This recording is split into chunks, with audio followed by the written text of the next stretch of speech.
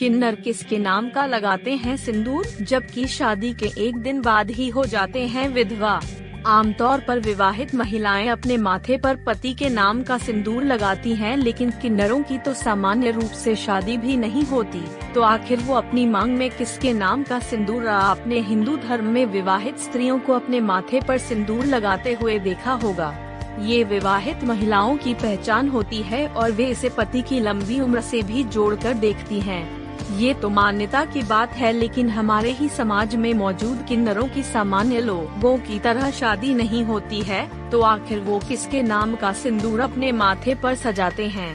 किन्नरों का आखिर कौन पति होता है, जिसकी लंबी उम्र की दुआ करते हुए वो रोजाना माथे पर सिंदूर लगाकर ही बाहर निकलते हैं। ये सवाल आपके भी मन में कभी न कभी जरूर आया होगा। वो बात अलग ही, हम ऐसे सवालों पर ज्यादा नहीं सोचते हैं।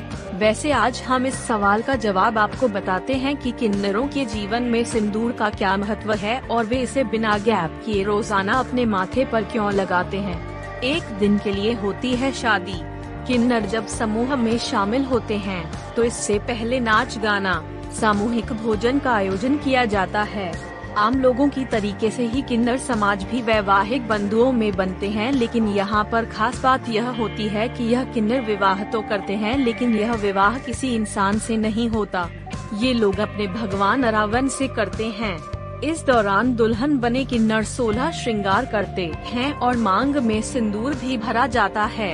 ये किसी समारोह की तरह होता है, जहां मंगल गीत गाए जाते हैं और खुशियां मनाई जाती हैं। विधवा होकर भी लगाते हैं सिंदूर। उनकी ये शादी सिर्फ एक दिन के लिए की जाती है।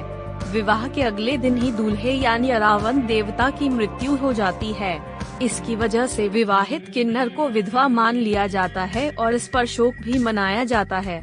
इस समारोह के बाद ही वो किन्नर जिस घराने में शामिल होते हैं, उसी के गुरु की लंबी उम्र के लिए वे सिंदूर लगाते हैं। शरद द्विवेदी की किताब किन्नर अबूझ रहस्यमय जीवन में ये भी बताया गया है कि वे ताउम्र ऐसा करते हैं और अपने गुरु, जब तक वे जीवित रहते हैं, के नाम पर विवाहित बने रहते हैं।